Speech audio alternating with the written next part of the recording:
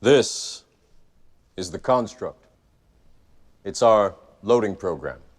We can load anything from clothing to equipment, weapons, training simulations, anything we need. Right now, we're inside a computer program? Is it really so hard to believe? Your clothes are different, the plugs in your arms and head are gone. Your hair has changed. Your appearance now is what we call residual self-image. It is the mental projection of your digital self. This isn't real. What is real? How do you define real? If you're talking about what you can feel, what you can smell, what you can taste and see, then real is simply electrical signals interpreted by your brain. This is the world that you know. The world as it was at the end of the 20th century. It exists now only as part of a neural interactive simulation that we call the Matrix. You've been living in a dream world, Neo. This is the world as it exists today. If you look in a study they did in a survey, that the average worker, like service worker in this country, watches 30 hours of television a week. Children, they say 40 to 60 hours of television a week, a full-time job, watching nonsense. This is what they're doing. When you go to the managers of these people, they watch 20 hours a week. When you go to the heads of the people over the managers, the overseers, then you get like 10 hours a week. When you get to the CEOs, they watch 2 to 3 hours of television a week. 50% of that material is material related to the work that they're doing. So the movers and shakers in this world are not sitting around watching television. They're utilizing their lives for shar, for evil. And they're spreading their facade all over the world, but they're busy at it. And the Muslims are asleep, and because we have gone to sleep, they have taken over. Because we have gone to sleep, they have taken over. And that's why we find ourselves in the horrific condition we find ourselves in. And until the Muslims wake up, it's just going to, one nightmare to another. We're just going to be in one nightmare to another. That's all it is. They're just nightmares because we're asleep. And when we wake up, then we can enter into the light of day. And Islam is a deen about waking up. That's what it is. Religion is supposed to wake people up. Islam is not an opiate. There are other religions that fulfill that function. In fact, they got rid of religion and now they just spread opium, quite literally. The same people that used to control the state, that controlled religion to maintain the masses, to do what they want them to do, when they got rid of religion, when they found it was no longer useful, now they literally spread drugs. You can see this. The CIA in this country is directly involved and engaged in drug dealing, bringing in cocaine, putting it into the inner cities in this country. In Liverpool, in England, in Liverpool, this is not a joke, I'm not making this stuff up. You can go buy this in mainstream bookstores and read this stuff of people within these organizations that admit this. They'll even admit this on 60 Minutes. I mean, this is not a joke, this is reality, people. There are people that want to keep you asleep. If they don't use the drugs of white powder, they'll use the drug of television, they'll use the drug of their mass media, they'll use all these drugs, but they're going to keep you asleep because they fear the day that you wake up. That's what they fear. And you should be very well aware of that. I mean, really, do it. Just do it, right? Just get out and do it. Don't just sit around and until the next game's on, and they'll just keep giving it to you. They'll give it to you, they'll give you football, and then they'll give you baseball, and then they'll give you basketball, and then they'll give you football again, and then they'll give you baseball, and then they'll give you basketball. They'll keep churning out the songs for you, one after another. They'll bring the new pop stars, they'll bring the new actresses with the beautiful faces, they'll bring the new designs, the latest fashion, the latest fad. They'll just keep doing it for you. They'll keep churning it out as long as you keep eating it up and buying it. The day that you turn it off is the day that you have overcome them. That is the day that we have had victory. The day that we say we turn it off, we turn all this rubbish off, that's the day that we have victory. But until that day comes, we're just going to go from one nightmare to another. As an ummah, we need to rise up to the level of this deen. أقول قولي هذا واستغفر الله لي ولكم السلام عليكم. The question here is, a lot of experts in AI don't share the same level of concern that you do about the dangers of AI. Fools. What Famous last words. What specifically do you believe that they don't? Well, maybe we're in a simulation right now. Yeah. Yeah. Yeah, seriously. Sometimes it feels like that. Okay, now this guy who was at Cal Poly Tech, right? This guy, Jack Parsons, was openly a devil worshiper. He developed the fuel that enabled us to penetrate the stratosphere. Satellites could not have come about without this guy. In his diary that he himself wrote, he had a dream. This is 1948. He had a dream where he saw somebody that he calls Belial Dajjal. And he tells him, you are helping me. Okay, I'm not making this up. You think I'm making this up? Wallahi, I'm not making this up. You go look it up yourself. Okay, so where's all this stuff coming from? Seriously, where's it all coming from? We're in the age of the Dajjal, you know. It's just Allahu Alam, when and where and what, but this is it, people. As far as I'm concerned, it's end game. Huh? That's why Allahu Akbar, water and prayer and Qibla, can't take that away from us. Some of these women are in sexual slavery. We know that in sexual slavery there have been pornographic materials found in these busts of people that are sex trafficking. And this again is the optimization of profit. It's a lot cheaper to use a sexual slave in the production of pornographic films, so we have to look at immoral capitalism. So one of the temporary delusions that we have today is that the Muslims in America are a threat to the security of the United States of America as a community. One of the delusions in the United States today is that somehow Sharia law is a threat to the United States of America. We have states that are passing anti-Sharia laws. They don't even know what the Sharia is, and they're passing anti-Sharia laws in legislation. $42 million has been spent, according to a study, on the Islamophobic literature and the films and all of these things that have been produced. $42 million. And this is what officially that we know about. There's a lot of money that we don't know about.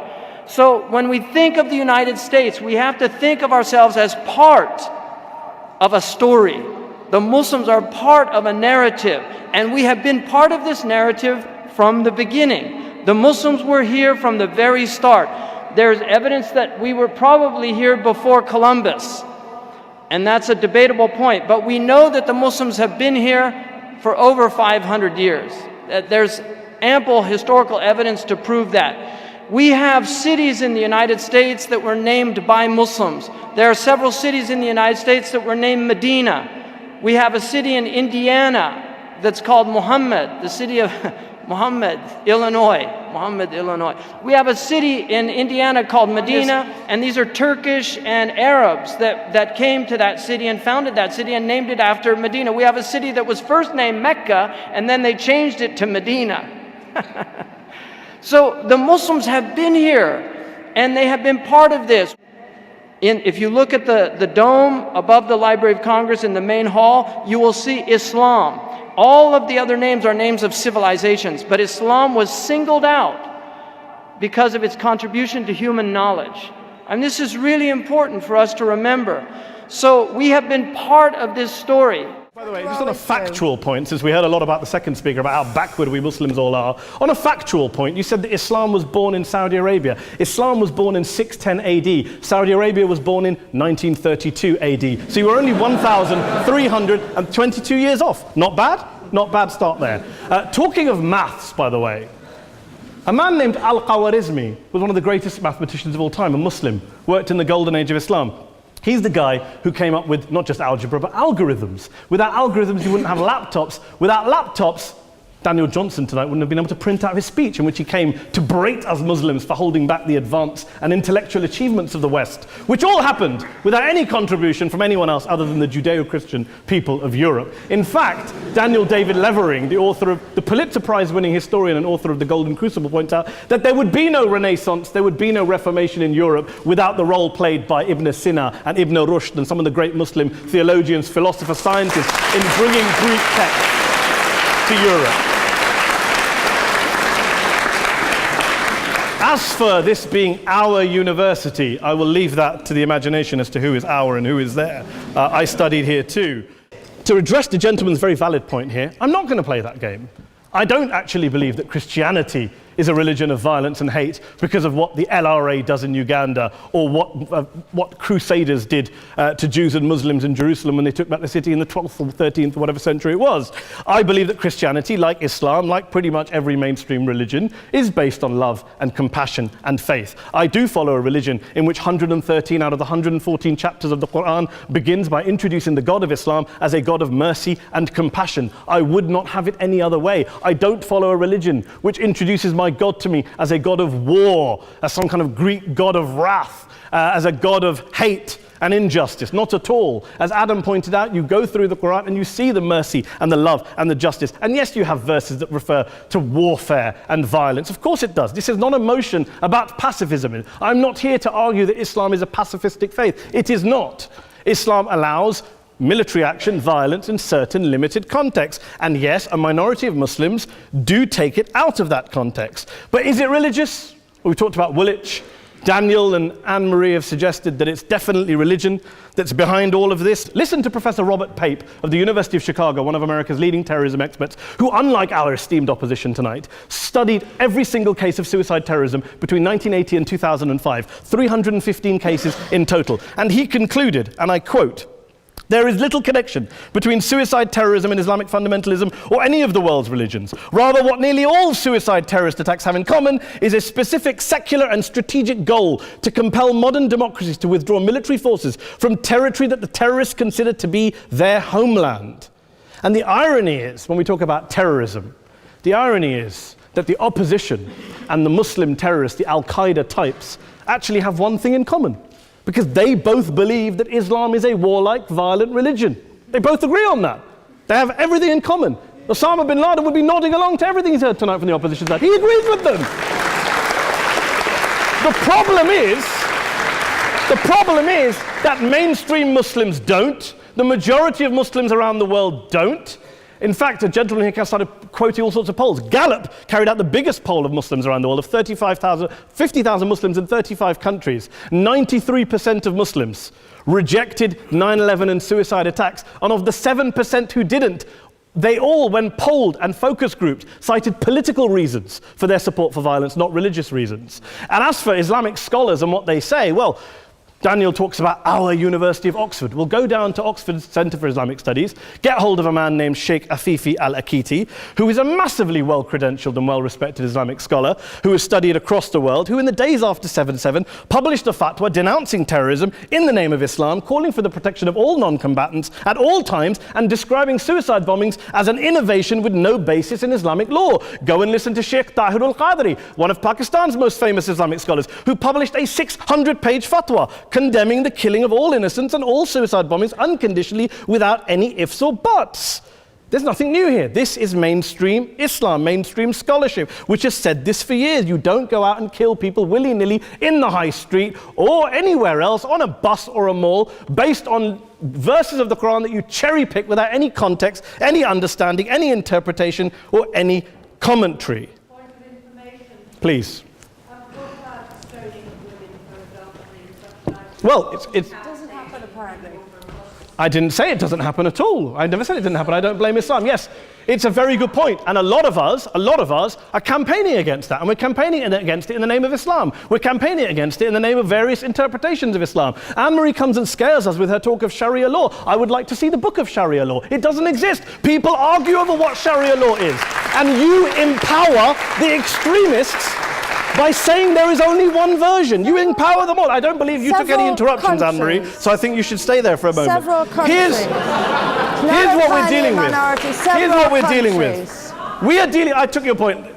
Here we are dealing with a 1400-year-old global religion followed by 1.6 billion people in every corner of the world, a quarter of humanity, of all backgrounds, cultures, ethnicities. And yet the opposition tonight wants to generalize, stereotype, smear in order to desperately win this debate. A lot of the people involved in mass control are actually heavily involved in this science. And that's what you find out when you do the research. Many of the people that are involved in film, many of the people involved in music, many of the people that are involved in newscasting, they know how to manipulate the minds of people.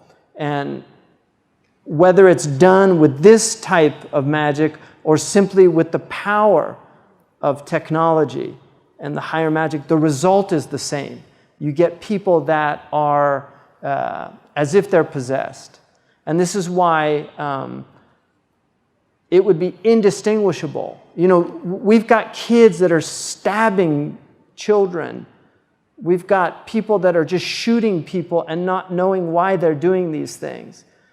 And this is coming out of a culture that is really, really profoundly disturbed in its essence, because no civilization that was healthy would produce the type of games that they're exposing these young children to. No civilization that was healthy would produce the type of films where they have films where the main character tortures people and chops off their fingers and their hands, or slowly tortures them to death. They wouldn't. Muslims would have never come up with these type of ideas, because their culture is not a demonic dark culture. It's become demonic and dark because of a lot of madness that's happened in the Muslim world. I mean, there's a lot of demonic dark things going on, and these people are really.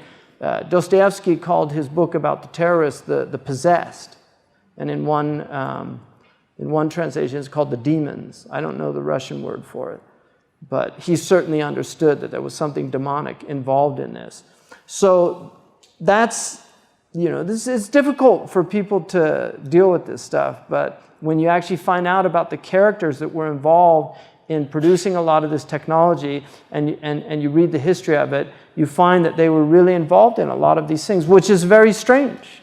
And when you see the result that these things have on people and the effect that they have on them. So, I mean, I don't know, Arthur C. Clarke, who said that advanced technology becomes indistinguishable from magic, was involved in magic. He was involved in numerology. I certainly wasn't raised with the idea, like magic was something, I thought magic was pulling rabbits out of hats and things like that. When I became Muslim and I heard all these things, and I didn't really, whatever, it wasn't really something. But in the last few years, it's become much clearer to me how much this is actually a force working in the world. And it makes much more sense to me now why there are so many hadiths and so many protective du'as against this stuff. This is evil. And also, the influences of the demons. The Prophet ﷺ, or that they should become present. So the demonic realm is real. And there are people, unfortunately, that are actively involved in attempting to bring that realm into this realm. And this is where it gets very strange. It's not necessarily bad, it's just outside of human control. Now, the thing that's going to be tricky here is that it's going to be very tempting to use AI as a weapon. It's going to be very tempting. In fact, it will be used as a weapon. So the on-ramp to serious AI, the danger is going to be more humans using it against each other, I think, most likely. That'll be the danger. Yeah. Company is essentially a cybernetic collective of people and machines. That's what a company is. And then there are different there's different levels of complexity in the way these companies are formed. And then there's sort of like a collective AI in the Google search, where we're all sort of plugged in as like nodes on the network, like leaves on a big tree. And we're all feeding this network without questions and answers. We're all collectively programming the AI, and and Google plus all the humans that connect to it are one giant cybernetic collective. This is also true of Facebook and Twitter and Instagram and all these social networks. They're giant cybernetic collectives. It feels like we are the biological bootloader for AI, effectively. We are building it. And then we're building progressively greater intelligence. And the percentage of intelligence that is not human is increasing. And eventually, we will represent a very small percentage of intelligence. But the AI is informed, strangely, by the human limbic system. It is, in large part, our id writ large. We mentioned all those things, the sort of primal drives. Mm-hmm. There's all the things that we like and hate and fear. They're all there on the internet. They're a projection of our limbic system. How much limbic resonance they're able to achieve with people. The more limbic resonance, the more engagement. I try to convince people to slow down AI, to regulate AI. This was futile. I tried for years. People call it the singularity, and that's probably a good way to think about it. It's a singularity. It's hard to predict, like a black hole, what happens past the event horizon. But one thing is for sure, we will not control it. From a long-term existential standpoint, that's like the purpose of Neuralink, is to create a high bandwidth interface to the brain such that we can be symbiotic with AI. Because we have a bandwidth problem. You just can't communicate through your fingers. It's too slow. You don't even, well, most people don't realize they are already a cyborg. That phone is an extension of yourself. It's just that the data rate, the rate at which, or the communication rate between you and the cybernetic extension of yourself that is your phone and computer is slow. It's very slow. And that is like a tiny straw of information flow between your biological self and your digital self. And we need to make that tiny straw like a giant river, a huge, high bandwidth interface. It's an interface problem, data rate problem. If we solve the data rate problem, then I think we can hang on to human-machine symbiosis through the long term. And then people may decide that they want to retain their biological self or not. I think they'll probably choose to retain their biological self. Why do they do it? Tell him, Mr. Cobb. After a while, it becomes the only way you can dream. Do you still dream, Mr. Cobb? They come here every day to sleep. No. They come to be woken up. The dream has become the reality. Who are you to say otherwise? It will enable anyone who wants to have superhuman cognition. It'll be difficult to really appreciate the difference. It's kind of like, how much smarter are you with a phone or computer than without? You're vastly smarter, actually. You can answer any question. If you're connected to the internet, you can answer any question pretty much instantly, any calculation. Your phone's memory is essentially perfect. You can remember flawlessly. Your phone can remember videos, pictures, and everything perfectly.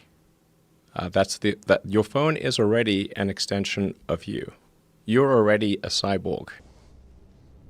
This is the world as it exists today.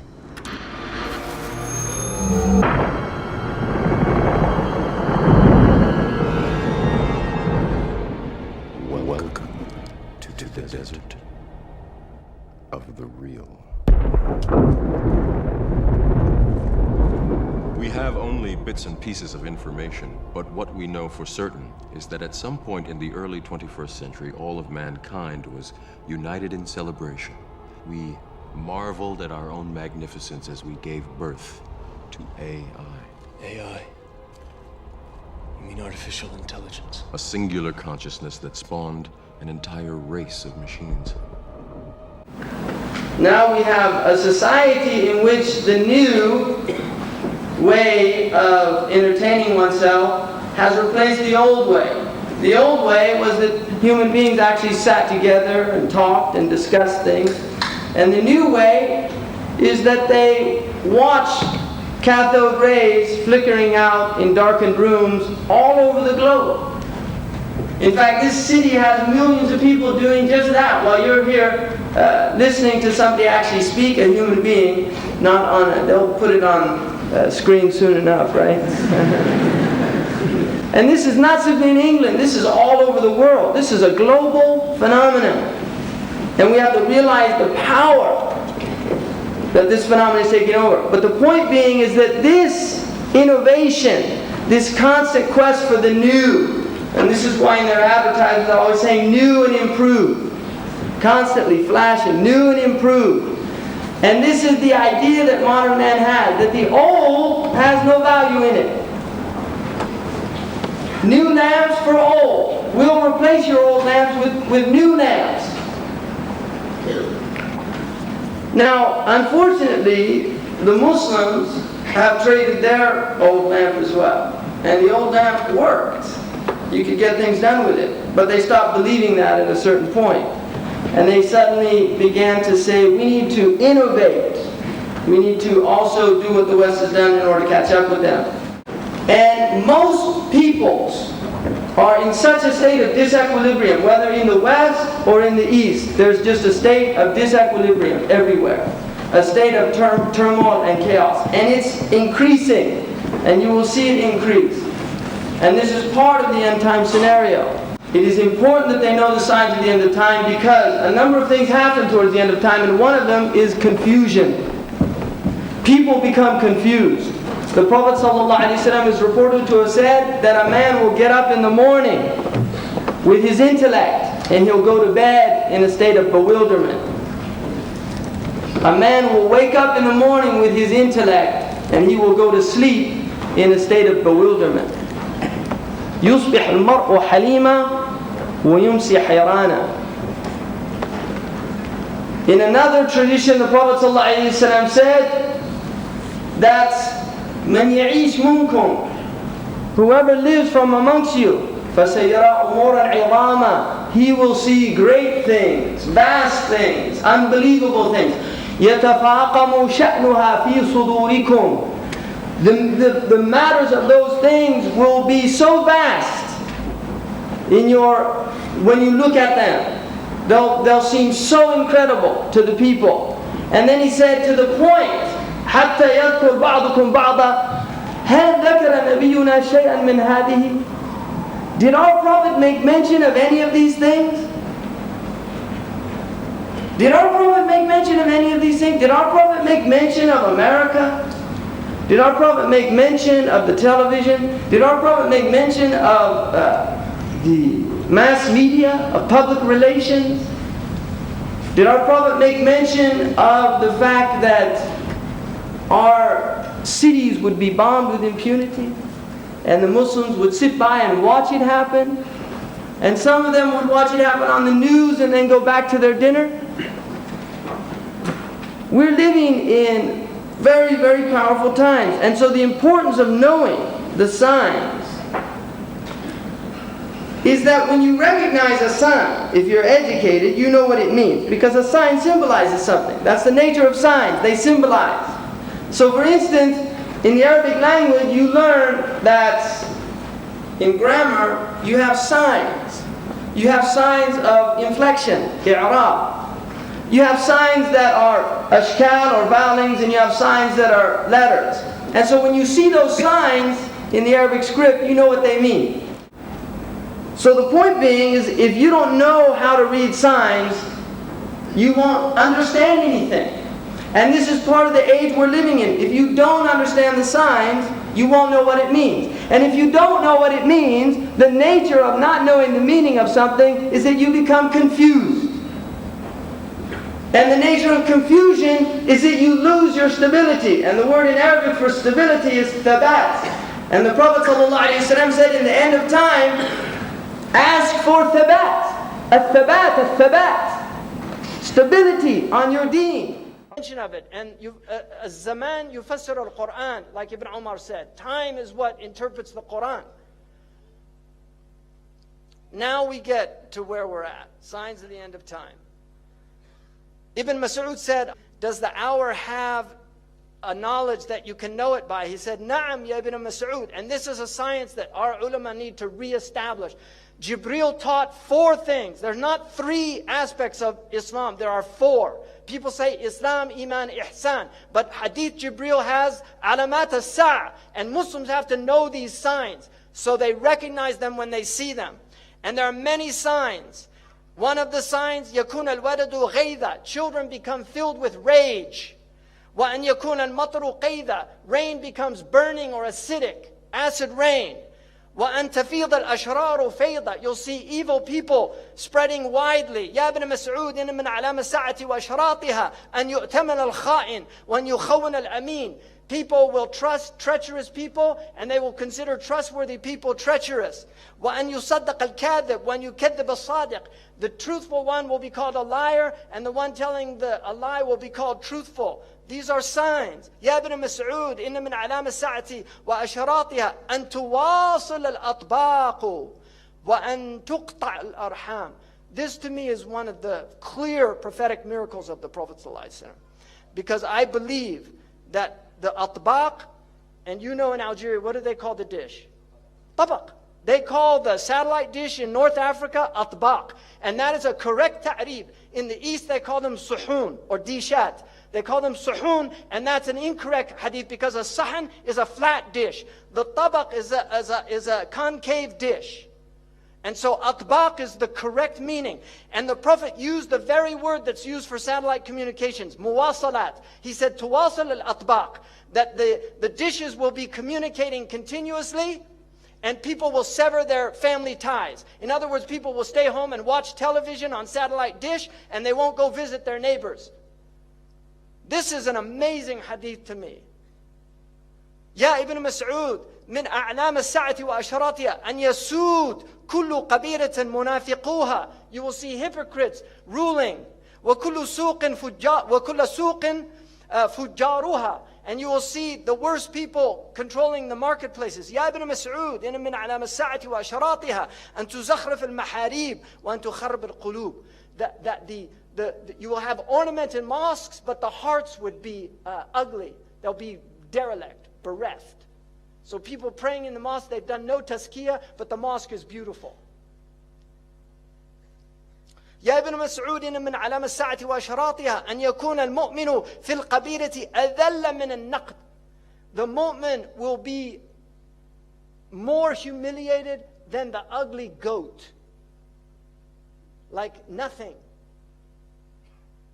يا ابن مسعود إن من علام الساعة وأشراطها أن يكتفي الرجال بالرجال والنساء بالنساء. You will see homosexuality and lesbianism widespread. Wake up, people. This is our Prophet speaking. And he said, you will see Mirk al-Subyan, young people having massive wealth. Like Zuckerberg is a multi-billionaire before he was 30. And you will see Mu'amaratun Nisa. You'll see these movements to corrupt the women. يا ابن مسعود إن من أشراط الساعة وأعلامها أن يعمر خراب الدنيا ويخرب عمرانها or عمرانها. You will see the destruction of civilization. You will see the civilization of the destruction of the world.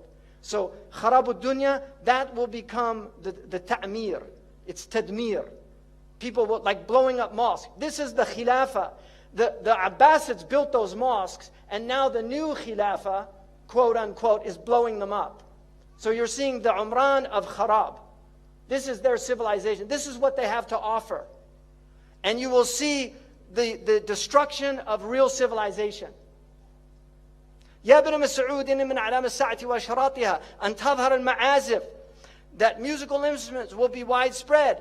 And alcohol and drums. يا ابن مسعود إن من علام الساعة وأشراط. He said that من أشراط الشرط, you'll see many police. And also الغمازون, اللمازون, people mocking and making fun. Now look at all the TV shows where they just mock people. يا ابن مسعود إن من علام الساعة وأشراطها أن يكثر أولاد الزنا. You will see many children born out of wedlock. In my country now, over 50%. Amazing. تعرض الفتن على القلوب كالحصير. Now I want to interpret this hadith. Hasir is a mattress, or a mat. It's a matrix. It's like this. It has vertical and horizontal, and it's a mat.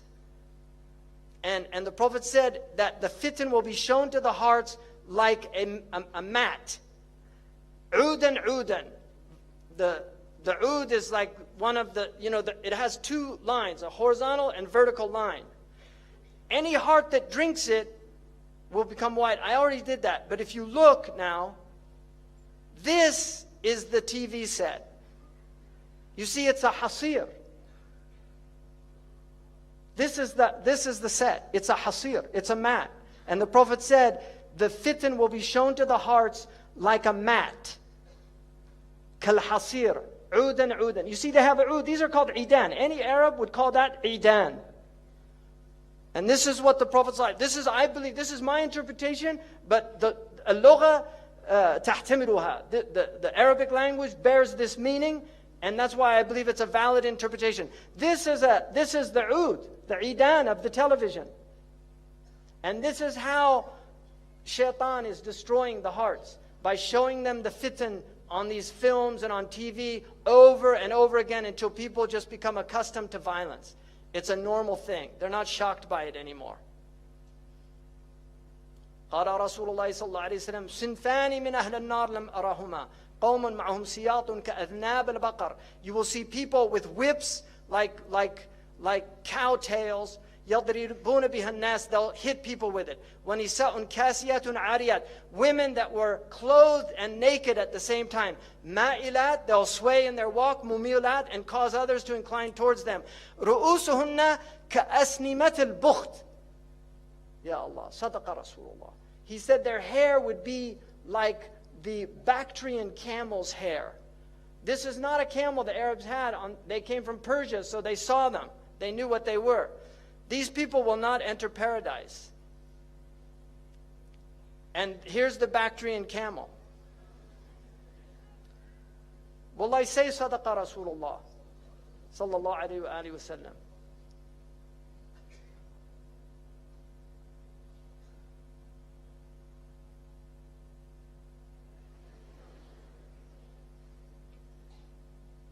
La ilaha illallah. Allahumma salli ala Sayyidina Muhammad.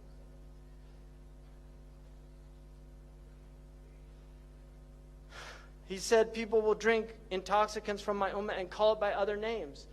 Right? They'll have lots of names for it. يُعْزَفُ عَلَى رُؤُوسِهِمْ بِالْمَعَازِفِ. Musical instruments will be on their heads. How did he know about that? That's what it says. I didn't make that up. It says they'll have ma'azif, عَلَى رُؤُوسِهِمْ ma'azif. On their heads are musical instruments. Who would have known what that meant at the time of our Prophet ﷺ? But now we see it, all these people everywhere. And here's the iPod. You know, it's not I am a pod. You know, a pod is you know, you have invasion of the body snatchers. They take over your body. A pod takes over your body. They took out the verb to be. They just say iPod, because you're not being anymore. You're a shadow of your former self. Your mind is filled with their thoughts. You're not even yourself anymore. You're listening to Rihanna or Madonna or Haifa Wahbi or whoever the latest fashionable singer is. أعوذ بالله من الشيطان الرجيم